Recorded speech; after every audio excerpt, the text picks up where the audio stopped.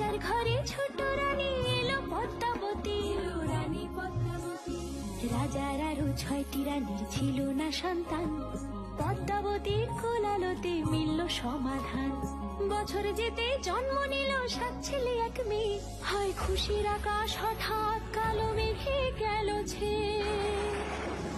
হিংসেতে যায় জ্বলে পুড়ে বাকি 6টি রানী, যুক্তি করে ঘটায় ওরা 7 কুমারের হানি। সুযোগ মতো 7 ছেলেকে মাটিতে দেয় পুঁতে, বাঁচে একা পারুল, ওরা পায় না তাকে ছুতে। ধাইমা বাজায় সেই মেয়েকে বড় করে তোলে, 7 ভাইকে পায় যে পারুল 7টে চাপা ফুলে। এত কিছুর পরেও রাজার বিপদ যে কাটে না, সূর্য নগরে সুখের সূর্য আর ওঠে না। হিংসা বিবাদ বিচ্ছেদ আর প্রেমের কাহিনীতে পারুল বোন কি পারবে 7 ভাই চম্পাকে জাগাতে।